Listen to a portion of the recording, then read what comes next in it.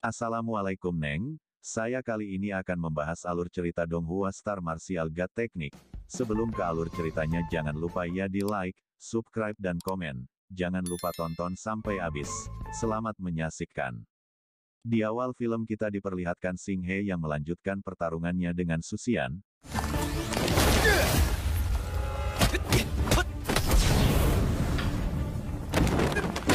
Setelah pertarungan tersebut Xing He menyuruh Su Yun untuk pergi menyelamatkan Yuning, namun Su Xian bilang bahwa mereka telah terlambat. Sementara itu Yuning pun sedang bertarung dengan monster beruang yang ada di sana. Monster ini juga adalah jurus dari seseorang yang nanti orangnya bakal terungkap.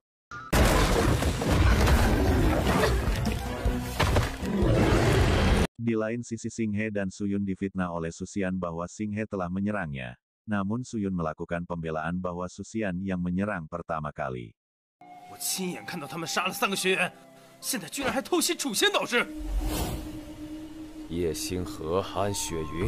Instruktur tersebut pun bilang bahwa lebih baik mereka berdua menyerahkan diri. Lalu Liang Yu pun bilang bahwa Xing He dan Su Yun bukanlah orang baik. Mendengar hal tersebut Xing He pun marah kepada Liang Yu. Tak lama dari situ Xing He pun berkata bahwa dia akan menyelamatkan Yuning. Siapapun yang menghentikan Xing He maka akan berhadapan dengannya.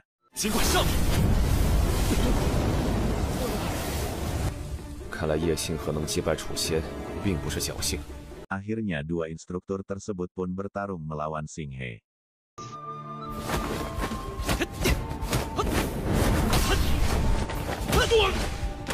Sementara itu Su Xian memanfaatkan momen pertarungan Xing He dan instruktur agar dia bisa melarikan diri dari sana. Melihat dua instruktur tersebut kalah Liang Yu pun ketakutan. Lalu Xing He pun memberikan pelajaran pada Liang Yu.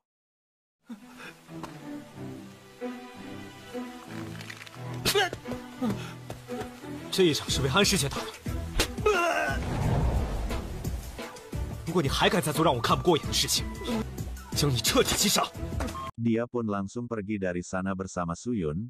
Tak lama dari situ seorang instruktur yang telah Xing He kalahkan bilang bahwa jika Xing He emang pelakunya maka mereka akan dibunuh. Namun Xing He tidak membunuh mereka semua.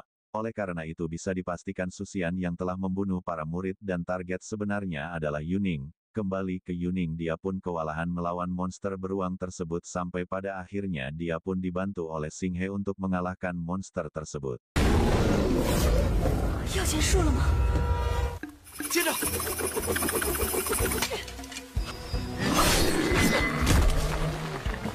你们终于来了！小心！ Dan ternyata monster tersebut bukanlah monster asli hutan tersebut melainkan monster yang dipanggil oleh jurus seseorang.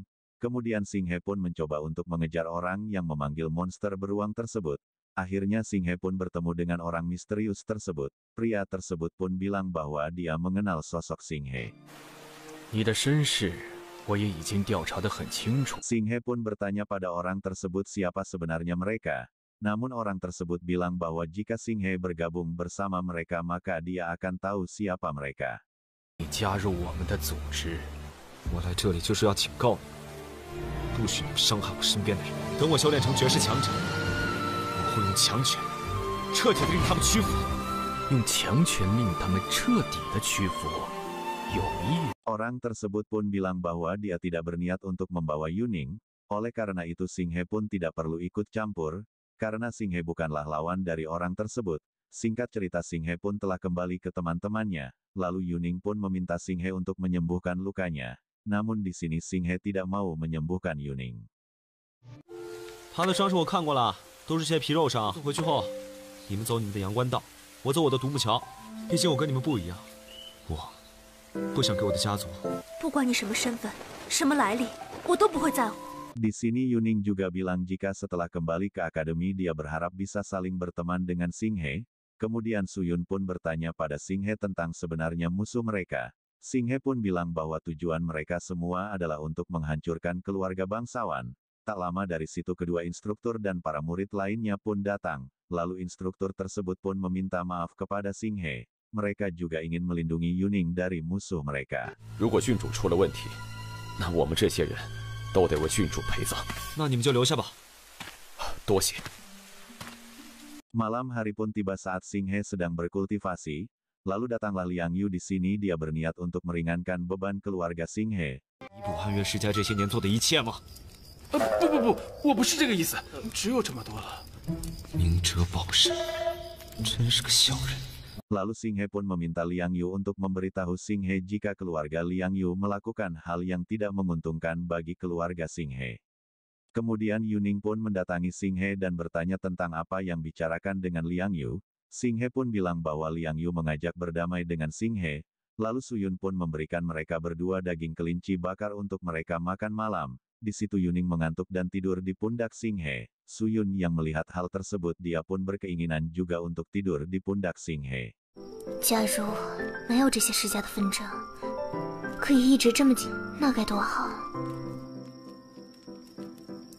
Kemudian datanglah Hong. Xing He pun bertanya tentang orang misterius kepada Hong. Namun Hong tidak melihat pria misterius tersebut. Keesokan harinya saat seorang murid memanggang daging kelinci, Xing He pun bilang bahwa daging tersebut telah ada yang meracuninya. 根据气味判断，应该是毒龙草。 灵兔抓来的时候也是活蹦乱跳的，怎么会被下了毒啊？ Lalu dia pun membuktikan bahwa daging kelinci tersebut memang benar-benar beracun. 黑云草，黑云草和毒龙草一样，都是剧毒，却没有任何毒性。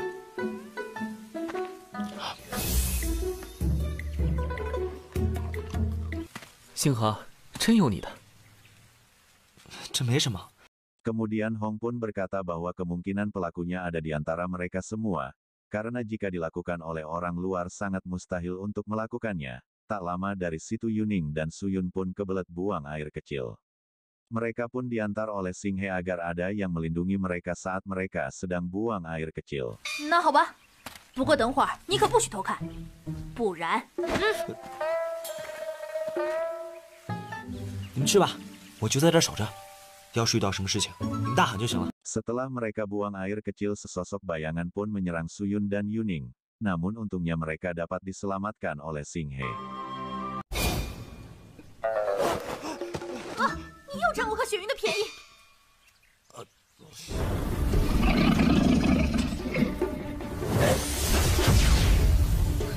那是什么东西？ Sementara itu para murid dan instruktur pun telah diikat oleh Susian.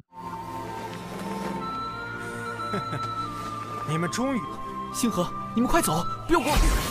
闭嘴！ Di sini juga Susian mengancam Xing He jika ingin mereka semua selamat. Xing He harus mengikat tangan dan menyerahkan dirinya. Namun di sini Yuning mencoba menyerahkan dirinya kepada Susian tapi Xing He menahan Yuning. Akibat dari hal tersebut Yuning pun terpesona pada Xing He.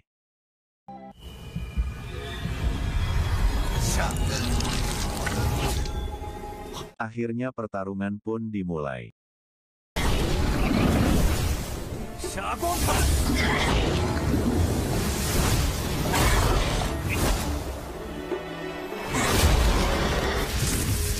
杀破！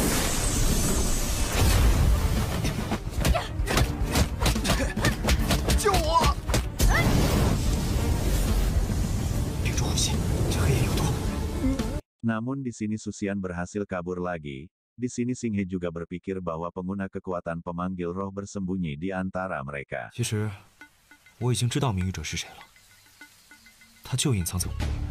以他的实力，他可以轻易地杀掉我们任何一个人。他的实力远高于我们，为什么他不动手？我不知道他的目的。 Xing He juga bilang bahwa tujuan orang tersebut hanyalah untuk menculik Yuning dan tak ingin menimbulkan masalah lain. Malam hari pun tiba. Di sini diperlihatkan Xing He yang sedang berkultivasi. Kemudian Hong mengajak Xing He untuk berbicara empat mata dengannya.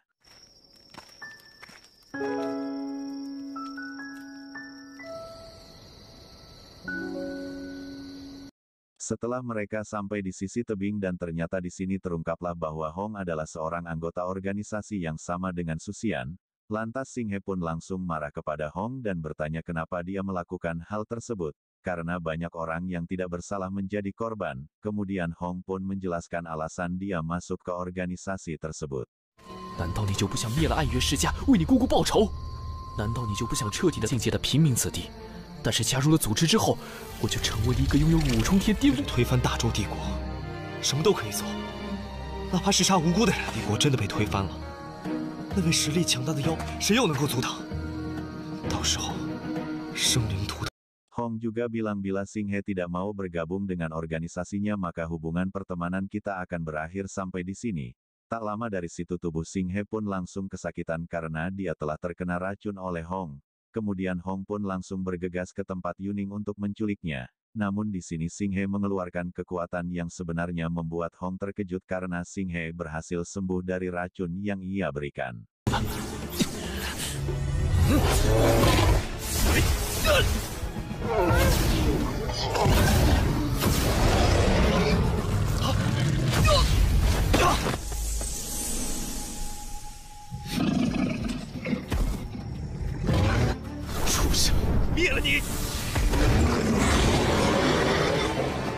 Sementara itu para murid akademi semuanya telah terkapar karena mereka telah terkena racun yang diberikan oleh Hong. Saat Hong hendak menculik Yuning untungnya Xinghe dapat menggagalkan rencana tersebut. 林火，收手吧，别再作下去了。星河，要是继续阻我，连你也杀。 Suyun yang melihat Xinghe yang hampir terkena serangan Hong dia pun langsung bergegas untuk menyelamatkan Xinghe dengan mengorbankan dirinya.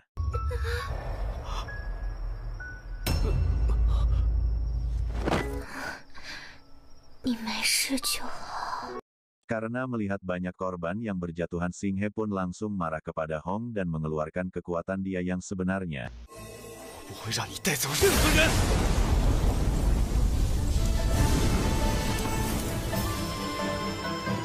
Tak lama dari situ datanglah Susian yang memberitahu Hong bahwa prajurit istana telah datang, maka dari itu rencana mereka harus dibatalkan. Kemudian Hong memberikan pil kepada Xinghe untuk dipakai menyembuhkan luka Suyun.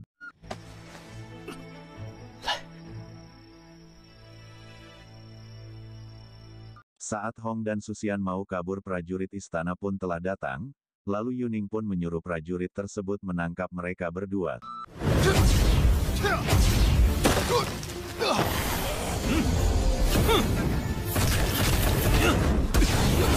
Tanpa disangka-sangka Hong diselamatkan oleh Xinghe. Xinghe pun menjelaskan alasan dia menyelamatkan Hong.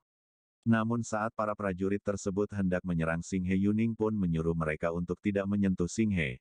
Bisa kita ketahui bahwa di sini Yuning benar-benar telah jatuh cinta kepada Xinghe.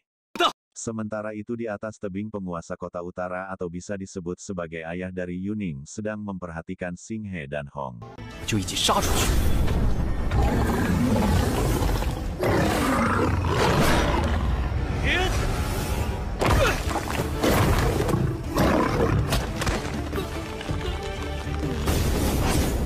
Saat mereka berdua terpojok datanglah Yuning yang bilang bahwa dia akan melindungi Xinghe dan Hong asalkan mereka berdua tidak melawan lagi. Ketiga pun berakhir. Bagaimana kelanjutan alur ceritanya ditunggu ya di part keempat. Jangan lupa ya ditonton sampai habis. Makasih.